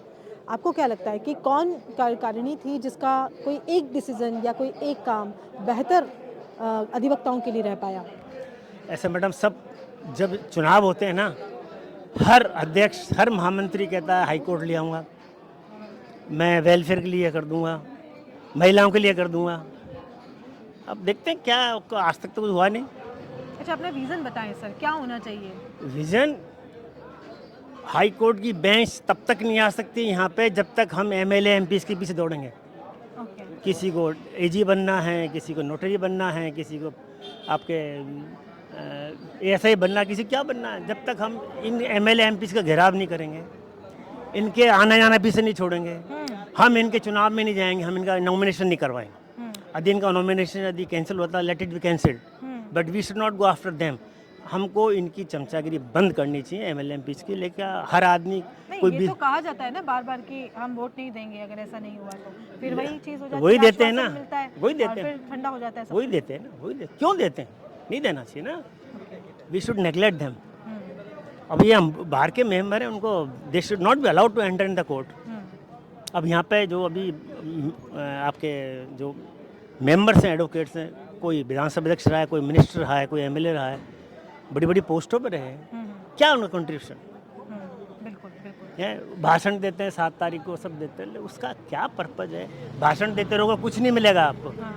देखिए जी, देखिए सवाल वही है, और इतने सालों से हम लोग इस चुनाव को कवर कर रहे हैं, समस्याएं वहीं की वहीं हैं। मैं आपको बता दूं कि ये वही शौचालय है, हालांकि बार का काम इन शौचालयों से रिलेटेड नहीं होता है, ये निगम का काम होता है कि यहाँ की जो साफ़ सफाई है, उसकी देखरेख है, वो निगम यहाँ पर करे। कई अधिवक्ता ऐसे हैं जिन्होंने कई इंटरव्यूज़ में ये बात कह दी थी कि हम अपने निजी पैसों से भी शौचालयों को साफ़ करवाएंगे। इस वक्त आप अपनी स्क्रीन पर वही शौचालय देख रहे हैं जहाँ पर सड़ांध मारती ये जो एक दुर्गंध है वो आ रही है, और यहाँ खड़े रह पाना भी मुश्किल है। और पुरुष और महिलाओं के जो ये वॉशरूम्स हैं, ये काफ़ी समय से गंदे पड़े हैं, यहाँ पर साफ़ सफाई नहीं की जाती है। निगम की ये बहुत बड़ी नाकामी है कि इतनी बड़ी कोर्ट परिसर है और उसका जो रखरखाव है वो बेहतर तरीके से नहीं हो पा रहा है, और सबसे बड़ी जो परेशानी इसमें झेलनी पड़ रही है वो महिलाओं को झेलनी पड़ रही है। महिलाएं आती हैं, अपना काम ख़त्म करती हैं और तुरंत यहाँ से अपने घर के, और उनको जाना पड़ जाता है क्योंकि वॉशरूम नहीं है, कॉमन रूम नहीं है। ये सारी समस्याएं कोर्ट परिसर में। एडवोकेट प्रेरणा हमारे साथ मौजूद हैं, आपका बहुत बहुत स्वागत करते हैं उदयपुर न्यूज़ में। आप एक महिला एडवोकेट हैं, किस तरह की समस्याएँ आपको देखने को मिली यहाँ पर? मैम, सबसे पहले तो वॉशरूम का जो इशू है, यहाँ पर कहीं पे भी क्लीन टॉयलेट्स नहीं है महिलाओं के लिए। नॉट जस्ट एडवोकेट्स, जो क्लाइंट्स आते हैं उनके लिए भी कहीं पे क्लीन टॉयलेट्स नहीं है, तो ये एक समस्या है। दूसरी समस्या जो हमें फेस करनी पड़ती है वो पार्किंग की समस्या है। पार्किंग में हम कभी भी 4 व्हीलर्स नहीं ला सकते क्योंकि 4 व्हीलर्स की तो पार्किंग ही नहीं है। 2 व्हीलर्स में भी हमारी इतनी समस्या है कि अगर पार्क हो जाता है तो कोर्ट्स में भी कभी कभी सकरे रास्तों से हमको जाना पड़ता है। तीसरी एक समस्या है कि जूनियर्स के लिए उचित व्यवस्था नहीं है बैठने की। अगर कोई जूनियर है वो अपना इंडिविजुअली काम भी अगर स्टार्ट करना चाहता है तो उसके पास में बैठने की भी जगह नहीं है, तो फिर वो कैसे अपना आगे की जो भी है करियर कैसे बिल्ड करे, जब बेसिक ही उसको एक टेबल तक नहीं मिल रहा है तो मूलभूत सुविधाएं नहीं है। पानी की भी एक मैम, पानी का भी इश्यूज़ है। पानी का बीच में एक शायद न्यूज़ भी आई थी कि जो टैंक्स वगैरह है उसके अंदर सफाई प्रॉपर नहीं होती है, तो अनलेस आप आपकी खुद की वाटर बोतल लाओ, नहीं तो आपको पानी के लिए भी आपको या तो कैंटीन जाना पड़ता है या तो आपको किसी मतलब बोतल, बिस्लेरी की बोतल या वो बाय करके आपको पीना पड़ता है। सर क्या कहेंगे, बहुत सालों से ये समस्या है, तो सवाल वही है, जवाब भी वही सुनते आ रहे हैं। कीर्ति जी, आपका बहुत बहुत स्वागत है। Thank you sir. आप हर साल की बात ही आते हैं, इन मुद्दों को उठाते हैं, इश्यूज़ को उठाते हैं, और उदयपुर न्यूज़ का बहुत बहुत आभार। लेकिन वो समस्या आप देख रहे हैं, इस कोर्ट प्रेमिसेस के अंदर घूम रहे हैं, समस्या वहाँ की वहीं है। क्योंकि काफ़ी लंबे समय से जो भी प्रेसिडेंट आते हैं वो अपना प्रयास करते भी हैं, निसंदेह कुछ न कुछ जो बेसिक जो हमारी समस्या है उनको दूर करते हैं, लेकिन जो इंफ्रास्ट्रक्चर जो है अंदर का वो बहुत ही कंजस्टेड हो चुका है। और आज नियर अबाउट एडवोकेट्स जितने भी यहाँ पर हैं, लगभग 4000 एडवोकेट मतलब ये एनरोल्ड है, और अभी 3000 हम यहाँ मतलब रेगुलर प्रैक्टिस में आ रहे हैं। तो मैं पिछले 25 सालों से देख रहा हूँ कि समस्याएं दिन ब दिन जो पार्किंग को लेकर हैं, जैसे हमारी बहन ने बताया कि यहाँ पर जो लेडीज़ के लिए भी जो एक सुलभ शौचालय होना चाहिए, जेंट्स के लिए भी शौचालय सुलभ नहीं है यहाँ पर, इस प्रकार की कोई साफ़ सफाई की व्यवस्था नहीं है।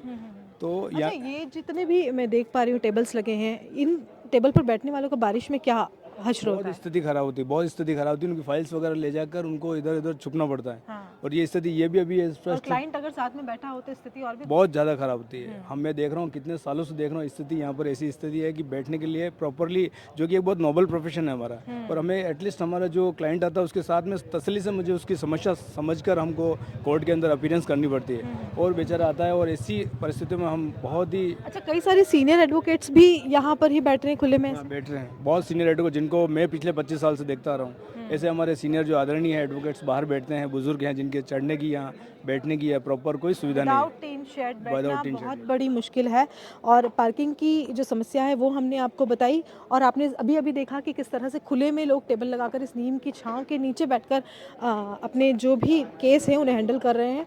कुछ वरिष्ठ अधिवक्ताओं से बात करने की कोशिश करेंगे, और पिछली बार भी बार में सर आपने अपनी राय रखी थी, हर बार समस्याएं वही होती है सर, और मेरा सवाल हर बार वही है। मैं चाहती हूँ कि अगली बार जब मैं आऊँ तो मुझे ये सवाल पूछने का मौका ही ना मिले, ऐसा क्या होना चाहिए सर? यहाँ क्या है, सारे विद्वान हैं और ज़्यादा विद्वान हैं, क्योंकि उनके नाम के आगे भी विद्वान लगता है। अब जब विद्वान ज़्यादा होता है ना, तो कार्यशैली में भी शिथिलता आ जाती है। नहीं, लेकिन मेरा मानना यह है कि जो भी उम्मीदवार यहाँ चुनाव लड़ रहे हैं, जो समाज के अंदर या विश्वविद्यालय से आते हैं, तो वो मंजे हुए खिलाड़ी होते हैं, और वकीलों के बीच में आकर के, अधिवक्ताओं के बीच में आकर के चुनाव लड़ना, और उसके बाद में यदि काम नहीं होता है तो कहीं न कहीं हमें भी शर्म महसूस होती है कि एक पढ़ा लिखा तबका अपने कार्य के लिए, अपने संविधान में जो मूलभूत सुविधाओं के लिए जो संघर्षशील वकील माने जाते थे, कहीं न कहीं उसमें शिथिलता आई है। और मैं जो भी हमारा अध्यक्ष निर्वाचित हो, महासचिव निर्वाचित हो, उनसे ये अपील करेंगे कि वे कम से कम बार के अंदर व्यवस्थित पार्किंग हो, लाइब्रेरी में बैठने की सुविधाएं हो, कैंटीन स्वच्छ हो, साफ सुथरी हो, और यहाँ के बाथरूमों के हालात बहुत खराब है। जी बिल्कुल, हमने देखे, लेकिन वो काम तो निगम का है ना सर? निगम का काम तो है, निगम तो नरक निगम है, ठीक है ना, वो तो नरक निगम है, लेकिन उसको रोकने की जिम्मेदारी हमारी है। यदि अधिवक्ता चाहे तो इन सारी संस्थाओं में जो भ्रष्टाचार है उसको रोकने के लिए अधिवक्ता यदि खड़ा हो जाता है सच्चे दिल से, तो किसी लोकतंत्र के अंदर किसी की ताकत नहीं है कि वो इस देश के अंदर भ्रष्टाचार करे और अपने ईमानदारी से कार्य नहीं करे। यही मेरा कहना है कि आने वाले जो भी अध्यक्ष हैं वो ईमानदारी से कार्य करें और पूर्ण निष्ठा के साथ में अपने कर्तव्यों का निर्वहन करें। जय हिंद। सर, आपको नहीं लगता कि एक साल बहुत शॉर्ट टाइम पीरियड है किसी भी अधिवक्ता को? हमने सुना है कि 2023 की जो कार्यकारिणी थी जिसमें राकेश मोगरा अध्यक्ष थे, वो टीन शेड के लिए 66 टीन शेड के लिए स्वीकृति भी लाए थे, लेकिन उस पर फिर बाद में काम नहीं हो पाया। नहीं, इन तीन शेडों की बनिस्पत तो जो है अच्छा कंस्ट्रक्शन बने वो ज़्यादा बेटर है, क्योंकि पहले भी हमने यहाँ नोटिफाइड की थी जगह, और उसके लिए चैम्बर के लिए हाँ, और उसके नक्शे भी पास हो गए थे। अब ये दो तरफा जो है, अब कोर्ट और जो जुडिशरी में माफ कीजिएगा, वो चैम्बर के लिए लेकर आए थे। तो चैम्बर के लिए जब चैम्बर आप नहीं बना रहे हो और या कोर्ट की बिल्डिंगें बना रहे हो, इसका मतलब कोर्ट तो यहीं चलने वाला है, तो फिर चैम्बर क्यों नहीं बना रहे हो? हाँ बिल्कुल, है ना, मतलब तो हाईकोर्ट चैम्बर उधर बनाना शिफ्ट होने चाहिए। में भी समय है। जो भी भविष्य में जो अधिवक्ता चुनाव निर्वाचित होके आए उनको ऐसा प्रयास करना चाहिए कि वकीलों के बैठने के लिए अच्छा चैम्बर बने। जो बाथरूम की सुविधाएं अभी देखी आपने, उसको भी व्यवस्थित रूप से करावे। ऐसी बहुत सी चीजें हैं जो आवश्यक है अधिवक्ताओं के लिए, उनको करना। सर आपका चैम्बर कहाँ है? या यही 3 शेड में यहाँ कौन कौन एडवोकेट है जो अभी यहाँ पर मुझे मिल सकेंगे? यहाँ तो अभी सारे अधिवक्ता बैठे हुए हैं अपने 3 शेड के नीचे, टेबल नहीं, चेयर बारिश लगे के हुए दिनों हैं। में तो इन्हें काफी दिक्कतें होती हाँ, होंगी। काफ़ी समस्या होती है बैठने में। हाँ। बहुत समस्या होती है बारिश के समय में, गर्मी के समय में काफ़ी दिक्कतें आती हैं। तो चैम्बर की बहुत आवश्यकता है, पक्के चैम्बर की। शौचालय और पार्किंग। हाँ, ये बहुत समस्या है कोर्ट की, जो इसका समाधान होना चाहिए। सर अब तक कार्यकारिणी की अगर मैं बात करूं तो कौन सी ऐसी कार्यकारिणी थी जिसका कोई लिया गया फैसला अधिवक्ताओं के हित में आज तक काम कर रहा है? सब जने लेते हैं लेकिन काम नहीं होता है। अच्छा। सब वादे सब करते हैं लेकिन काम अभी तक कुछ भी नहीं हुआ। अभी पार्किंग की सुविधा है, सब बोल रहे हैं एडवोकेट्स, पार्किंग की सुविधा भी नहीं है, बहुत तकलीफ रहती है, गाड़ियाँ भी नहीं ला सकते हैं बार बार।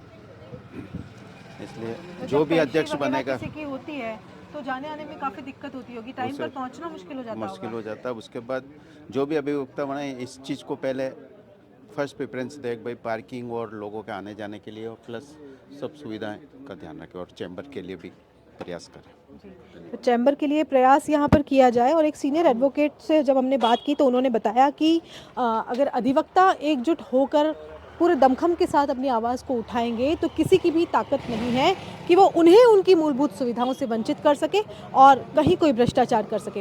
ये जो कोर्ट परिसर की हालत है वो हमने आपको बताई। एक बार फिर आपको दिखाऊंगी कि सोचिए, जब भयंकर गर्मी जैसे जिस तरह से आने वाले पिछले 5 सालों में हमने देखा है कि टेम्परेचर जितना बढ़ा है, उसके बाद जो तपती गर्मी होती है उसमें छाँव में रहना भी मुश्किल हो जाता है। तो इस स्थिति में जब गर्मी का मौसम होता है, बारिश का मौसम होता है, तो एडवोकेट्स यहाँ पर किस तरह से बैठते होंगे, किस तरह से अपना काम करते होंगे।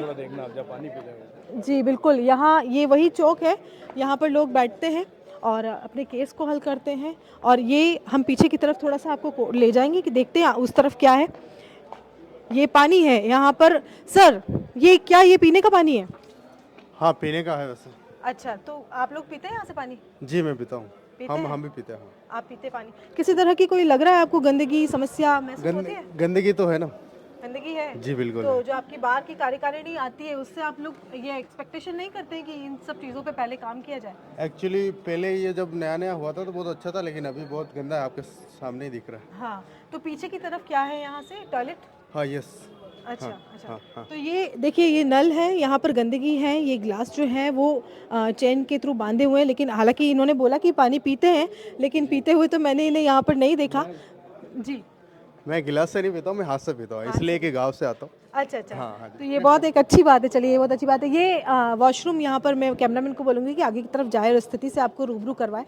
ऊपर चैम्बर है, बार एसोसिएशन का चैम्बर ऊपर की तरफ है और उसके नीचे का ये जो है वो टॉयलेट है। और यहाँ पर बहुत गंदी स्मेल इस वक्त आ रही है, तो जब खड़े रह पाना भी मुश्किल है। इससे पहले कैंटीन के पास वाले वॉशरूम से भी हमने आपको रूबरू करवाया और दिखाया वहाँ पर की स्थिति क्या है।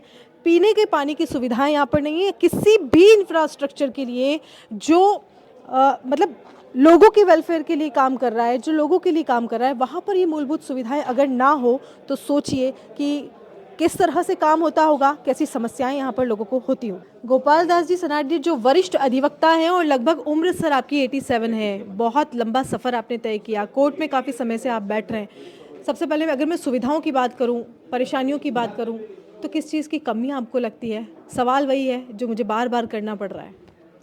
ये हमारे जो बैठने का जो शेड है ये पहले जीर्ण शीर्ण था, उसको हमारे सभी साथी एडवोकेट्स ने, खासकर हमारे इरफान साहब, इन्होंने जो है काफ़ी इनिशिएटिव लेकर के और सभी को प्रेरित करके और नया शेड बनवाया है।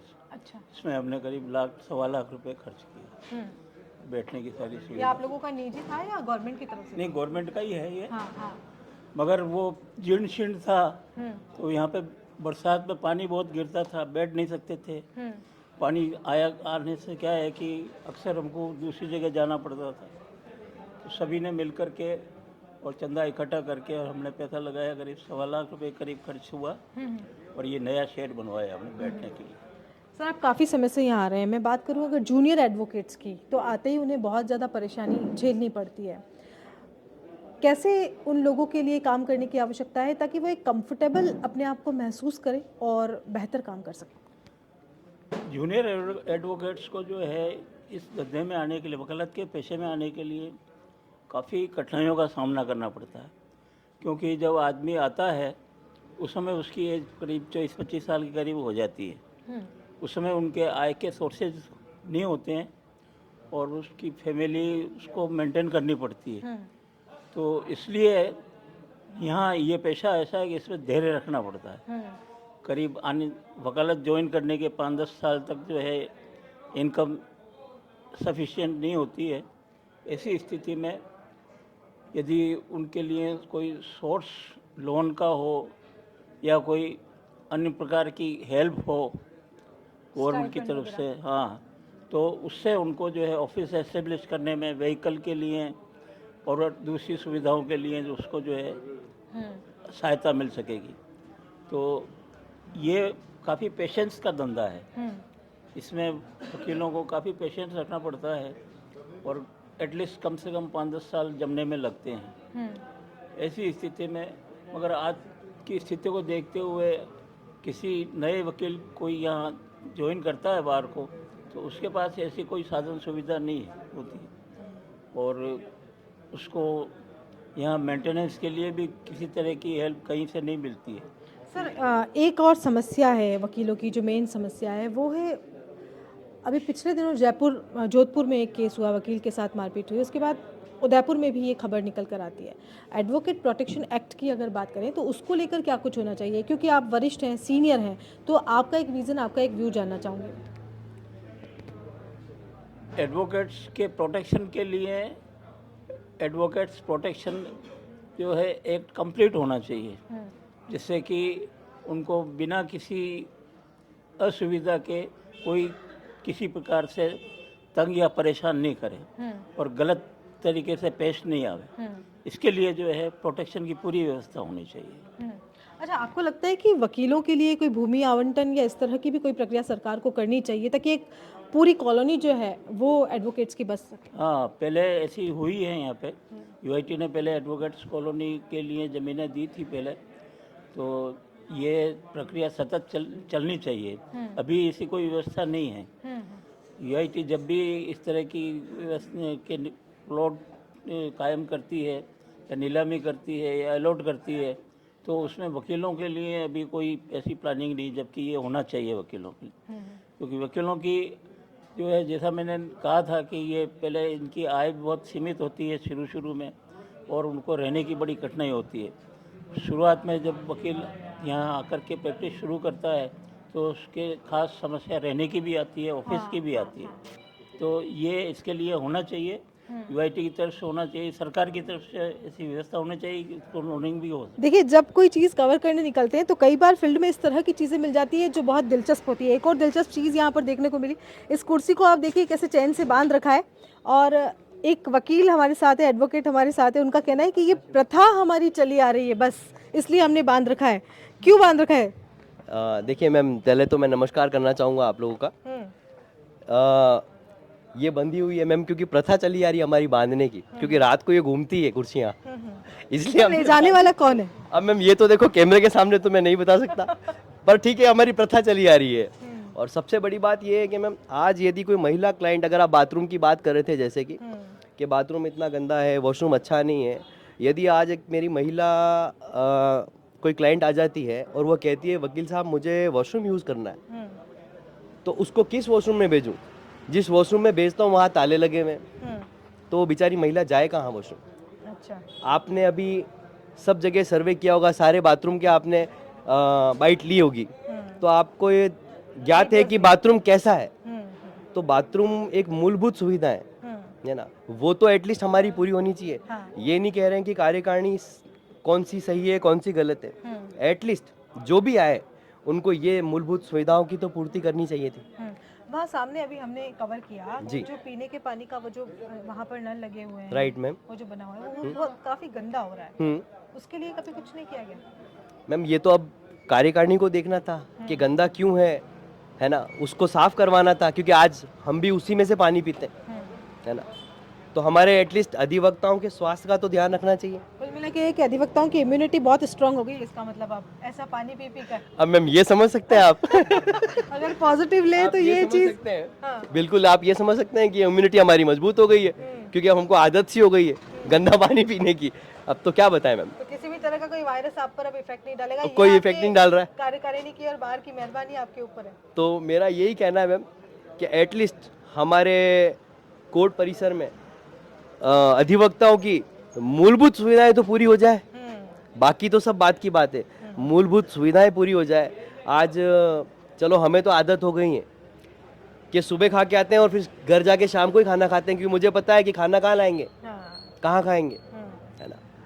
तो एक कैफेटेरिया का भी एक प्रॉपर फैसिलिटी नहीं है मैम, सोचने वाली बात है, ठीक है। इस पे अगर जोर दिया जाए तो बहुत बहुत चीज़ें आपको निकल के आएगी कि क्यों नहीं हो रहा है, किस कारणवश नहीं हो रहा। ये होना चाहिए मैम, ये मूलभूत सुविधाएं तो एटलीस्ट मिलनी चाहिए अधिवक्ताओं को। अच्छा, आपको ये लगता है कि टाइम पीरियड बहुत शॉर्ट होता है जिसकी वजह से जो अधिवक्ता है वो करते करते एकदम स्टॉप लग जाता है उसके काम? जैसे कि मैम समझ नहीं पाया। जैसे जो कार्यकाल है बार कार्यकारिणी का वो बहुत शॉर्ट 1 साल का कार्यकाल है, तो आपको नहीं लगता कि वो मतलब एक साल बहुत होता है, 365 दिन होते हैं, 365 दिन में क्या नहीं हो सकता, क्या कुछ नहीं हो सकता। चलिए मूलभूत सुविधाओं की बात तो करी जा सकती है, वो की जा सकती है, ये सब निगम का काम है, टॉयलेट और ये सब सफाई करना। बार के काम की अगर मैं बात करूं, जैसे वेलफेयर को लेकर कोई काम है, हाई कोर्ट बेंच मुख्य मुद्दा जो मेवाड़ का हक था और मेवाड़ से छीना गया, मैम आना चाहिए, हाई कोर्ट बेंच तो बिल्कुल आना चाहिए, उसमें हम लोगों का फायदा नहीं है, ग्रामीणों का फायदा है, ग्रामीणों का फायदा है, उसमें जल्दी सुविधाएं मिल जाएगी, फीस में रिबेट हो जाएगी, है ना। जो बेल जिस बेंच में लगी हुई है, जो बेंच में बेल खारिज हो रही है या बेंच अप्रूव हो रही है, उसको जो समय लग रहा है वो समय अंतराल बच जाएगा, है ना। बिल्कुल। राजनीतिक हस्तक्षेप का दुष्परिणाम भुगत रहे हैं सारे एडवोकेट्स। सरकार बीजेपी की है सर अभी, और आपके लिए कह रहे हैं कि आप हैं उससे ताल्लुक रखते हैं? बिल्कुल रखते हैं। विधि प्रकोष्ठ का मैं देहात का जिला संयोजक हूँ, गोपाल पलिवाल नाम है मेरा। और जब ये कि हमारा गुलाब चंद जी कटारिया से लेकर के यहाँ के जो अभी तो राज्यपाल बन गए हमारे, लेकिन उन्होंने भी आवाज़ उठाई है कहीं न कहीं हाई कोर्ट बेंच के लिए, और लड़ाई हम लड़ रहे हैं। और अभी आपको थोड़ा ध्यान में होगा कि पहला ऐसा मुख्यमंत्री है जिसने ऐसा स्टेटमेंट दिया है कि नहीं, उदयपुर में वास्तव में हाई कोर्ट बेंच की महत्ती आवश्यकता है, उस पर काम चल रहा है। यहाँ के सांसद, विधायक 44 साल से चल रहा है, 44 ईयर्स। देखिए, कोई भी काम होने के में समय लग सकता है। 44 साल, 44, हाँ, उसको मैं ये मानता हूँ कि देरी हो गई है, लेकिन हमारी चूक नहीं है, यहाँ की जनता की बड़ी बड़ी चूक है। हर 5 साल में सरकार बदल जाती है, तो कोई भी चीज़ कहीं आगे बढ़ती है फिर वो बैक हो जाती है। क्योंकि माननीय अशोक जी गहलोत तो आज भी कहते हैं कि नहीं, मैं तो अभी जो जोधपुर खंडपीठ गई है, मेरा सुनिए मैडम, सुनिए, जोधपुर जो खंडपीठ से जयपुर खंडपीठ चली गई जोधपुर से, उसको वापस लाने के लिए लास्ट डे ऑफ मंथ वो अभी भी हड़ताल कर रहे हैं, उसको वो पक्ष लेते हैं। इधर से वसुंधरा जी आई, उनको कोई दूसरा, तो अभी तक मेवाड़ का दुर्भाग्य रहा है कि यहाँ से कोई भी जो नेता है मुख्यमंत्री नहीं बन पाया हमारा, और उसने कभी प्रयास नहीं किया, या जो भी यहाँ के नेता प्रदेश या सेंट्रल में रहे उनका भी कोई कमी रही होगी, इस कारण से समय लगा है।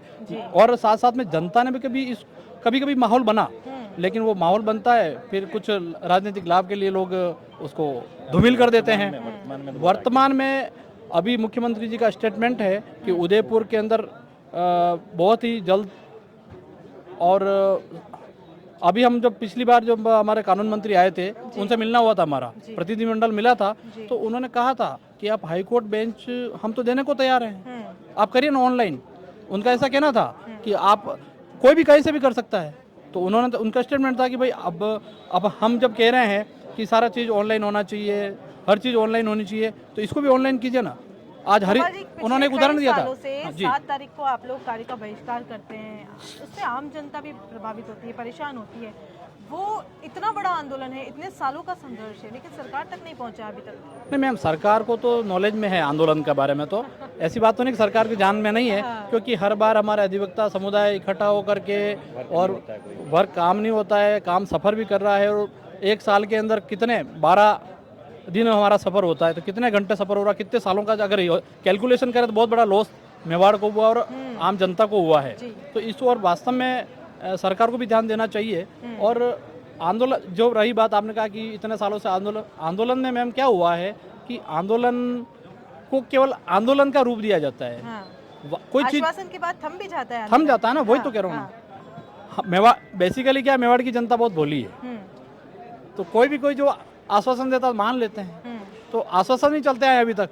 इसके लिए देखो मुखर होकर के लड़ने की आवश्यकता है, कुछ मांगना है, क्योंकि जब तक बच्चा नहीं रोता है ना तब तक माँ भी दूध नहीं पिलाती है। तो जब तक मेवाड़ की जनता, मेवाड़ के राजनेता, मेवाड़ का बच्चा, क्योंकि वास्तव में आवश्यकता है, क्योंकि सुदूर क्षेत्र कुशलगढ़ ले लो, झाड़ो ले लो, कोटड़ा ले लो, दरियावत ले लो, वहाँ के लोगों को जाना, और यहाँ का जो वनवासी क्षेत्र है, आदिवासी क्षेत्र है, आदिवासी समुदाय है, उनके पास वास्तव में पैसा नहीं है और बहुत खर्चा करके हाईकोर्ट, कई लोगों ने देखा ही नहीं है, कई अधिकांश एडवोकेट्स ने हाईकोर्ट नहीं देखा है, वो जनता की तो बात आप दूर रही है। तो बहुत वास्तव में आवश्यकता है। और जब ये कब हो सकता है, जब वोट लेने राजनेता हमारे पास आते हैं, तब उनसे कमिटमेंट कराना चाहिए हमको, किसी भी पार्टी का है, कि नहीं आप हाई कोर्ट बेंच के लिए क्या करोगे। उसके लिए हम 5000 अधिवक्ता हैं यहाँ उदयपुर में, वो भी दमखम से लगे, क्योंकि जब सांप कम था अब तक नहीं, कभी कभी ये क्या होता है कि वो गाड़ी चलती है ना, कभी 100 पे स्पीड पे चली जाती है, कभी 10 पे आ जाते हैं, कभी 20 पे आ जाते हैं, चल रही है, लेकिन वो हमको मेंटेन करना पड़ता, टेम्पो मेंटेन नहीं हो पा रहा हमारा। कभी हम संभागीय आयुक्त को घेर लेते हैं, कभी हम कलेक्टर को घेर लेते हैं, फिर कभी शांत हो जाते हैं। पर वो क्या कि एक जैसा आंदोलन बढ़ाना पड़ेगा हमको, एक दिशा में बढ़ना पड़ेगा, तभी जा कर के सरकार का ध्यान अपनी ओर आकर्षित करने के इस प्रकार का आंदोलन को अपने को करना होगा। और उसमें जनता का सहयोग और राजनेताओं का जो तो उदयपुर की कई सालों से आप लोगों के साथ है, एडवोकेट के साथ है, क्योंकि हाई कोर्ट बेंच उदयपुर का था, मेवाड़ का था और मेवाड़ को मिलना चाहिए, वो उसका अधिकार था। इन्होंने बताया गोपाल जी ने कि राजनीतिक विफलता की अगर बात करें तो उदयपुर में देखी गई है, क्योंकि यहाँ से अभी तक कोई मुख्यमंत्री पद का जो दावेदार है वो कभी तैयार नहीं हो पाया। वकीलों ने बहुत सारा आंदोलन किया, लेकिन आश्वासन के बाद वो आंदोलन हमेशा थम जाता है। अधिवक्ता आंदोलन करते हैं, नेताओं से मिलते हैं, लेकिन नेता उसके बाद जब उन्हें आश्वासन देते हैं उसके बाद उस आंदोलन को रोक दिया जाता है। तो कहीं ना कहीं जो दमखम है वो पूरी क्षमता के साथ दिखाने की यहाँ पर ज़रूरत है। फिलहाल के लिए इतना ही, दीजिए इजाज़त, नमस्कार।